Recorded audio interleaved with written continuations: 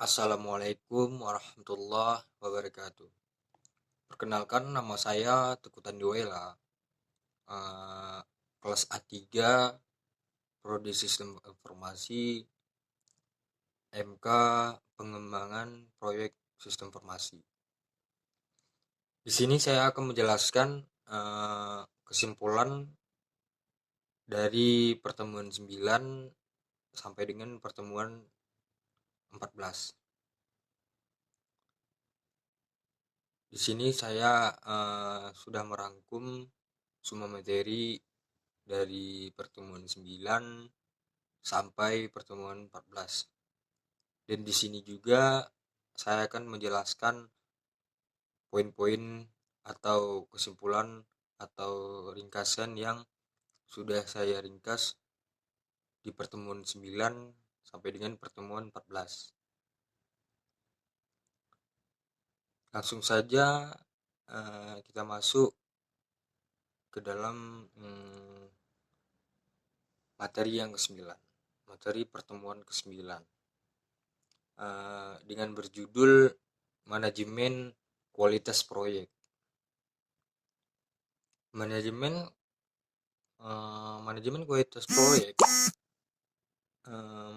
meliputi aktivitas dan proses-proses penyelenggaraan organisasi yang menentukan kebijaksanaan kualitas, sasaran, dan tanggung jawab sehingga suatu proyek itu akan mencakupi kebutuhan yang sudah dikerjakan oleh karyawan atau yang ada di dalam proyek tersebut. Yang kedua, tujuan utama dari manajemen kualitas proyek adalah memastikan bahwa proyek akan memuaskan kebutuhan. Kualitas hendaknya dipandang sejajar dengan ruang lingkup kehidupan, ruang lingkup waktu dan biaya proyek. Dan yang ketiga, proses-proses pada manajemen kualitas proyek terbagi menjadi 3. Yang pertama, rencana kualitas. Yang kedua, performa jaminan kualitas. Dan yang terakhir, performa kontrol kualitas. Yang keempat, ada rencana kualitas. Rencana kualitas yang kita jelaskan yang manajemen kualitas proyek tersebut yang terbagi menjadi 3. Dan yang pertama, rencana kualitas. Rencana kualitas adalah proses mengidentifikasikan persyaratan-persyaratan kualitas atau standar-standar untuk proyek atau produk dan dokumen bagaimana proyek akan mempertunjukkan pemohonan dari proyek tersebut, atau bisa disebut dengan membuat laporan apa yang dibutuhkan oleh proyek. Dan yang kelima, dan yang kita masuk dengan yang kelima, performa jaminan kualitas yang bagian 2 barusan. Performa jaminan kualitas adalah proses dari auditing persyaratan kualitas dan diakibatkan oleh pengukuran kualitas, pengukuran kontrol kualitas untuk memastikan standar kualitas sesuai dengan definisi operasional yang digunakan dalam suatu proyek. Yang keenam, ada Dan bagian ketiga tadi, performa, kualitas, kontrol kualitas adalah hasil perekaman atau pemantauan atau dengan bisa disebut dengan dokumentasi tentang pelaksanaan aktivitas kualitas untuk menilai performa dan merekomendasikan perubahan-perubahan yang perlu di proyek tersebut.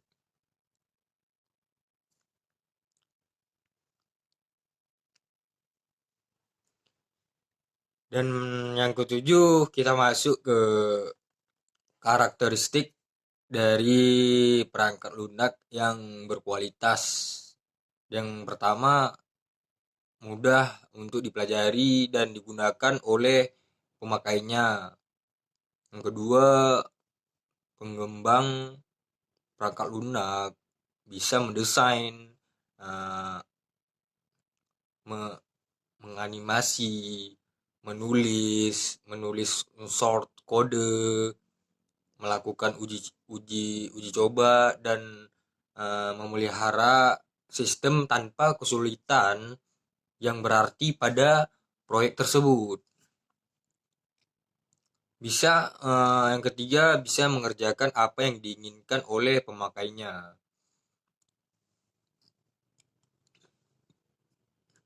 Yang keempat, memakai sumber daya komputer secara besar dan efisien. Yang kita ulang, maaf, yang terakhir, memakai sumber daya komputer secara besar dan efisien. Oke, ringkasan dari pertemuan ke-9 begitu saja, dan langsung kita masuk ke kesimpulan yang ke-10. Pertemuan yang ke-10. Oke, kita selanjutnya akan melanjutkan materi yang ke-10, metrik proyek. Yang pertama, output matrix, yang tugasnya bertujuan untuk bertanggung jawab atau responsibility assignment metrik. Sebuah output metrik yang memecahkan kerja proyek seperti yang dijelaskan dalam VBS, untuk orang yang bertanggung jawab melakukan pekerjaan seperti yang dijelaskan dalam organization breakdown. Struktur intinya adalah suatu pembagian tugas dalam organisasi. Yang kedua, metode RACI. Arti RACI terbagi dari huruf R, yaitu responsible, yaitu accountable. C yaitu consort, dan I yaitu informed.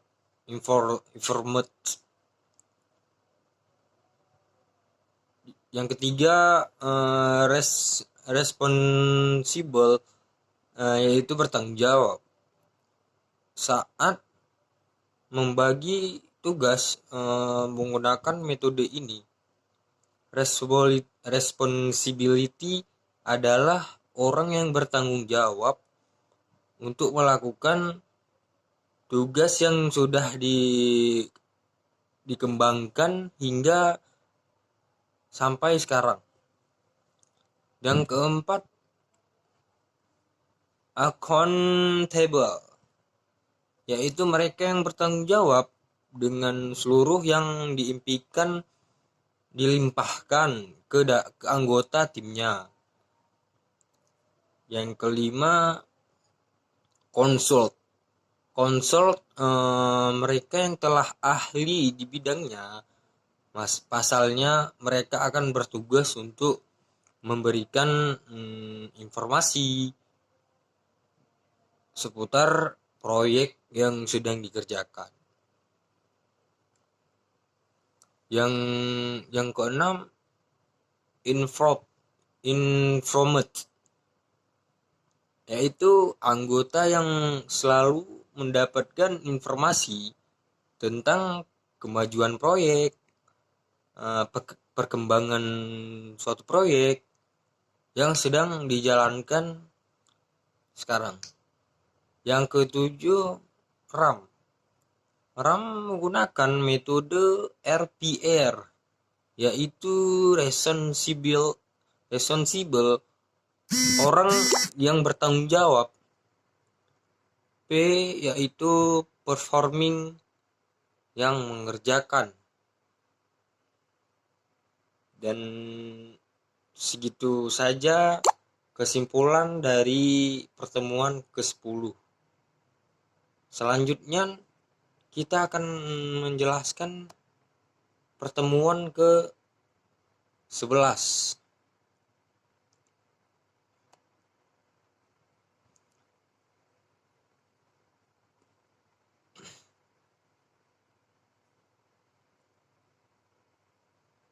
Sebentar.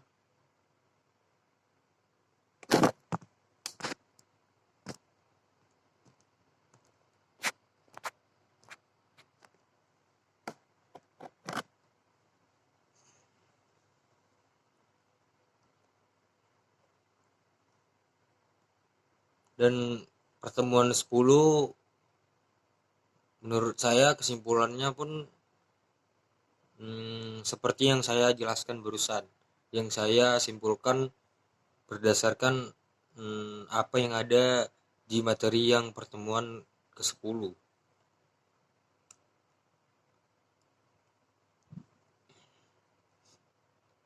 Sekarang kita masuk ke pertemuan ke-11.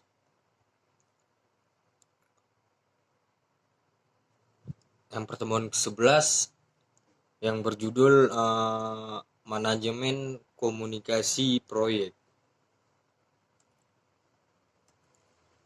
Yang pertama, manajemen komunikasi proyek meliputi proses-proses yang diperlukan untuk memastikan suatu generasi yang sesuai dan tepat pada waktunya, koleksi, distribusi, ruang simpan, perolehan, dan di posisi informasi proyek. Dan yang kedua, komunikasi yang efektif menciptakan satu jembatan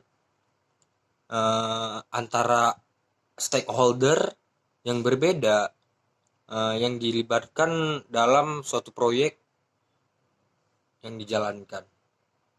Yang ketiga, proses-proses pada manajemen komunikasi proyek adalah ada 5 bagian. Yang pertama, identifikasi stakeholder. Mengidentifikasi suatu stakeholder tuh bagaimana, cara kerjanya bagaimana, semua diidentifikasi oleh yang melakukan di bagian identifikasi stakeholder. Dan yang kedua, rencana komunikasi. Rencana komunikasi suatu ide atau tujuan dalam merencanakan komunikasi dalam suatu proyek. Dan yang ketiga, distribusi informasi. Mendistribusikan suatu informasi yang ada yang udah dikumpulkan oleh masing-masing pekerjaan di proyek. Dan yang keempat, mengatur harapan stakeholder. semua bagian sudah diatur oleh semua bagian semua bagian mempunyai tugasnya masing-masing. Dan yang kelima, laporan performa. Ketika sudah semua dilakukan, dijalankan, maka dibuatkanlah suatu laporan. Di dalam laporan ini termaksud semua yang ada, identifikasi stakeholder, rencana komunikasi, distribusi informasi, mengatur harapan stakeholder, dokumentasi. Semua bagian tersebut akan dimasukkan ke dalam laporan tersebut. Oke, yang keempat, tujuan dari manajemen komunikasi proyek. Tujuan dari manajemen komunikasi proyek, yang pertama, memahami proses-proses dalam manajemen komunikasi proyek. Semua proses-proses, semua langkah-langkah. Yang kedua, memahami manfaat manajemen komunikasi proyek. Memahami manfaat-manfaat di dalam proyek tersebut, karena manfaat di suatu proyek tersebut akan berpengaruh kepada perkembangan proyek tersebut.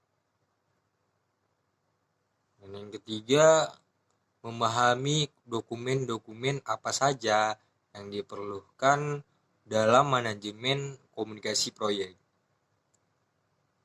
Semua terdokumentasi, terdeteksi,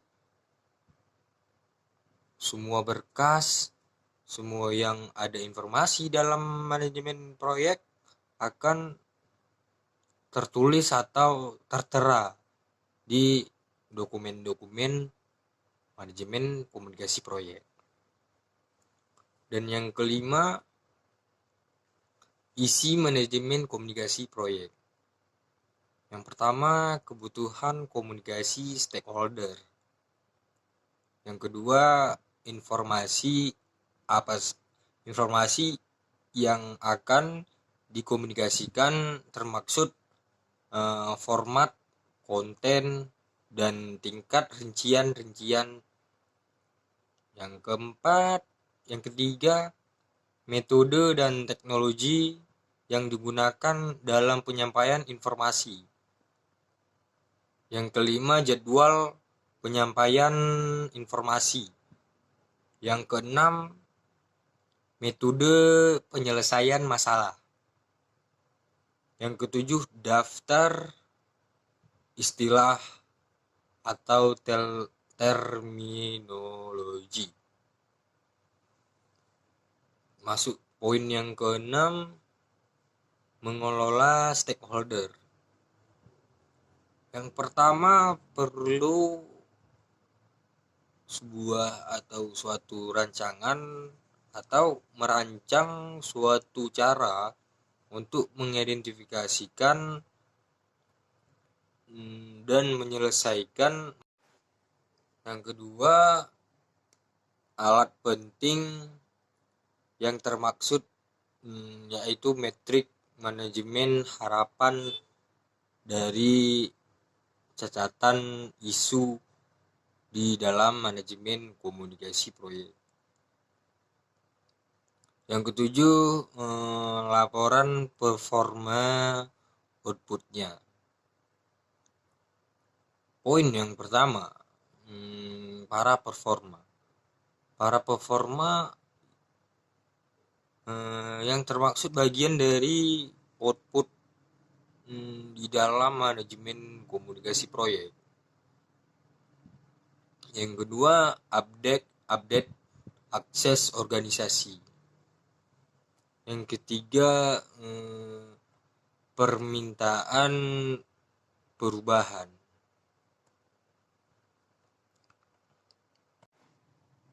Oke, begitulah ringkasan atau rangkuman pada materi pertemuan ke-11. Sekarang kita masuk ke pertemuan 12 yang berjudul manajemen risiko proyek. Manajemen risiko proyek adalah proses sistematis untuk merencanakan, mengidentifikasi, menganalisa, dan merespon risiko proyek. Tujuannya untuk meningkatkan peluang dan dampak peristiwa positif dan mengurangi peluang dan dampak istimewa dan dampak peristiwa yang merugikan proyek. Berarti kebalikannya, proyek itu membutuhkan yang bisa tujuan perkembangannya lebih ke dampak-dampak positif, banyak plusnya ketimbang minusnya. Poin yang kedua, manajemen risiko proyek. Manajemen risiko proyek meliputi proses-proses perencanaan dari pelaksanaan manajemen risiko, identifikasi, analisa, tanggapan perencanaan, kendali dan pemantauan dalam suatu proyek. Semua telah terbagi bagian apa saja yang dibagikan oleh suatu proyek. Misal ada menganalisa, mengidentifikasi, ada dokumentasi. Yang kita bilang tadi meliputi proses-proses manajemen risiko proyek. Begitulah. Dan yang ketiga, sasaran dari manajemen risiko proyek. Untuk meningkatkan dampak dan kemungkinan dari kejadian positif, dapat mengurangi dampak dan kemungkinan kejadian negatif hilang di dalam proyek. Lebih berkurangnya hal-hal yang negatif itu lebih berkurang. Dan poin yang keempat, perencanaan adalah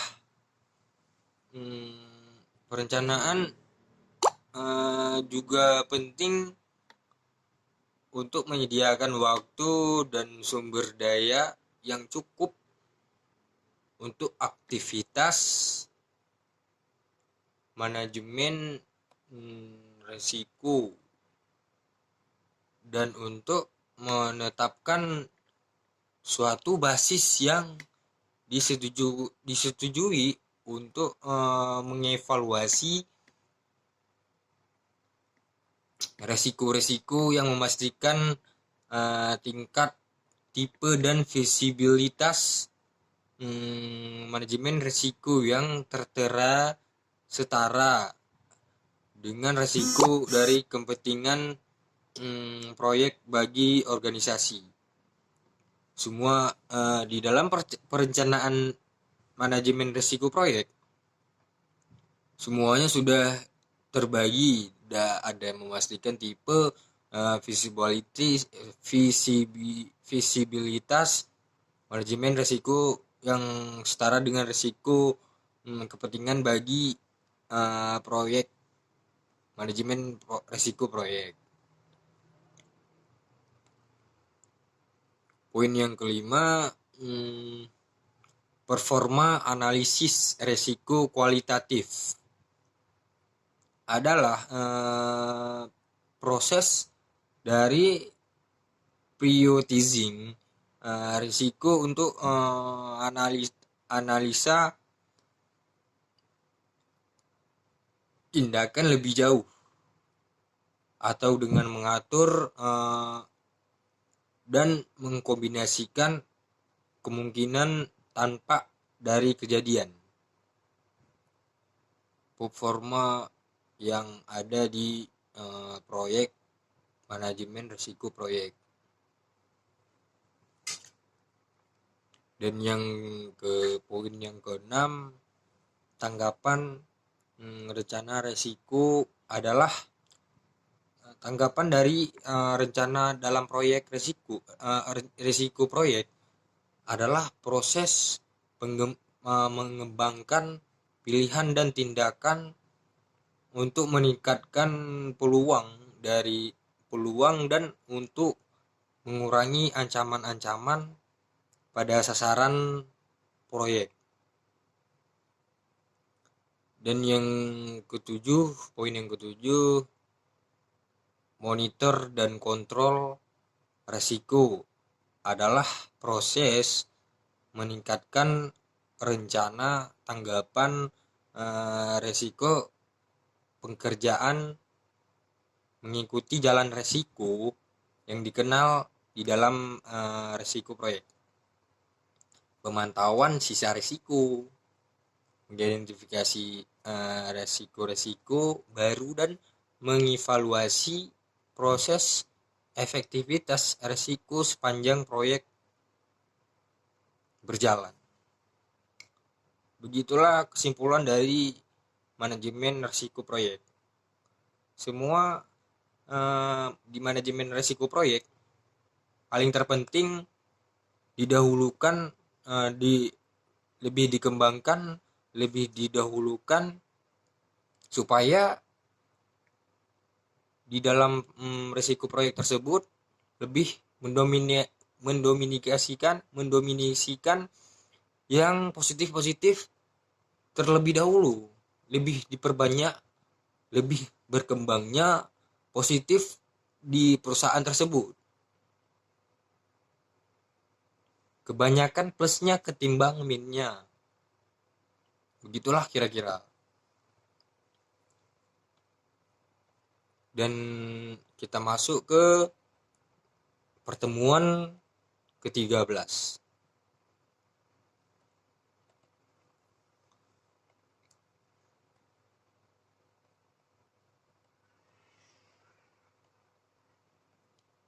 Pertemuan ke-13 manajemen pengadaan proyek. Di sini saya akan menjelaskan materi yang ke-13 yang berjudul manajemen pengadaan proyek. Manajemen pengadaan adalah suatu proses yang menjamin tersedianya barang maupun jasa dari luar yang dibutuhkan oleh proyek. Proyek membutuhkan barang-barang yang diinginkan oleh proyek tersebut. Walaupun barangnya dari luar, yang diinginkan oleh proyek itu harus terjadi, harus keinginannya ya lebih didahuluin sih.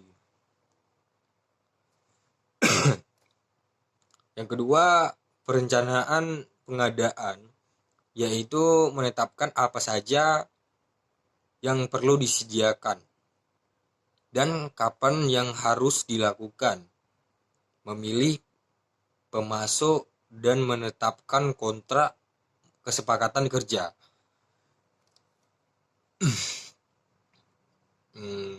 Semua itu terbagi dengan proses-proses manajemen pengadaan proyek yang terbagi menjadi 4 bagian. Yang pertama, rencana pengadaan proyek. Dan yang kedua, melakukan pengadaan. Dan yang ketiga, mengurus pengadaan. Dan yang keempat, menutup pengadaan. Yang pertama, ada rencana pengadaan proyek. Rencana pengadaan proyek adalah proses dokumentasi keputusan pembeli proyek, menetapkan pendekatan, dan mengidentifikasikan para penjual yang potensial.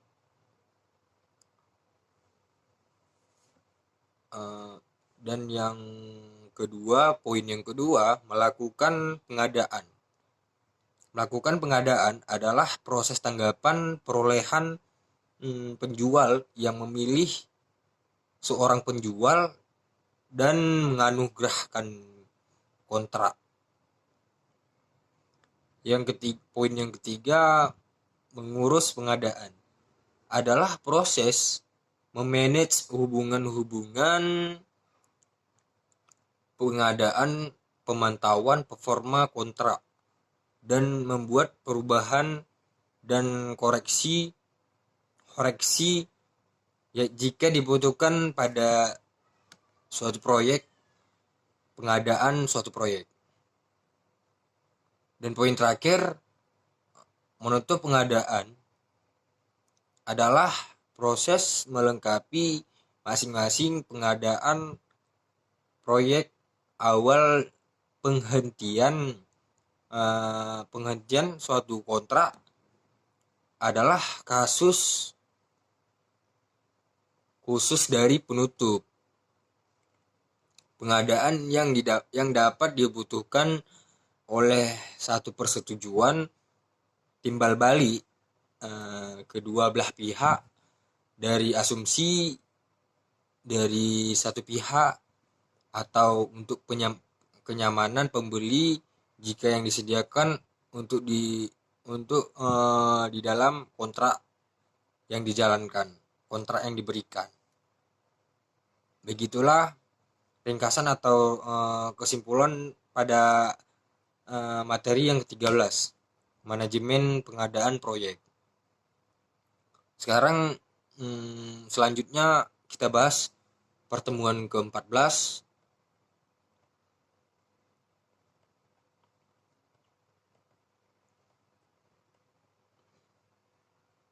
Pertemuan ke-14 ada project stakeholder management. Di pertemuan ke-14 kita akan membahas materi project stakeholder management. Di sini saya sudah mengambil kesimpulan. Yang pertama, project stakeholder management merupakan proses yang diperlukan untuk mengidentifikasi orang-orang, kelompok, atau organisasi, atau sekumpulan yang dapat mempengaruhi atau dipengaruhi oleh proyek. Yang kedua, stakeholder proyek adalah pihak-pihak baik secara individu, kelompok, maupun organisasi yang mungkin mempengaruhi atau dipengaruhi oleh keputusan, aktivitas, dan hasil dari suatu proyek. Dan poin yang ketiga, adapun beberapa contoh stakeholder dalam proyek sebagai berikut. Yang pertama, sponsor. Yang kedua, customer, seller, business partner, organization group, functional manager, institusi keuangan, pemerintah pusat dan setempat, ekspor, konsultan, staf proyek, lingkungan sekitar proyek. Dan poin yang keempat, terdapat empat tahapan proses yang terjadi pada manajemen pemangku kepentingan stakeholder. Yang pertama, mengidentifikasi pemangku kepentingan. Yang kedua, perencanaan manajemen pemangku kepentingan. Yang ketiga, mengelola keterlibatan pemangku kepentingan stakeholder. Yang terakhir, mengontrol keterlibatan pemangku kepentingan stakeholder. Poin yang kelima, kegagalan dalam mengelola stakeholder. Proyek dapat menyebabkan beberapa dampak yang jelek terhadap kinerja proyek, seperti keterlambatan akibat lamanya keputusan yang diambil atau tidak disetujuinya langkah percepatan yang diperlukan. Dan yang kedua, peningkatan biaya akibat hambatan stakeholder terhadap approval langkah untuk mengatasi resiko proyek. Poin yang ketiga, hal-hal yang dapat diharapkan akibat tingginya konflik yang tidak teratasi. Terjadi masalah. Yang keempat, dampak negatif lainnya seperti penghentian proyek akibat konflik yang terlalu tinggi. Dan kita masuk yang poin ke-6, stakeholder dapat terlibat secara aktif di proyek atau memiliki kepentingan yang dapat berupa hasil yang positif atau negatif terhadap kinerja dan penyelesaian proyek. Dan yang poin yang terakhir, hal-hal yang dapat pada overview di atas yang disimpulkan sebagai berikut. Yang pertama stakeholder harus teridentifikasi sebelum proyek dimulai. Yang kedua, stakeholder harus direncanakan pengelolaan yang merupakan output atas proyek plan stakeholder manajemen yang berupa dokumen resmi. Yang ketiga, dalam pengelolaannya diperlukan keahlian komunikasi interpersonal dan manajemen.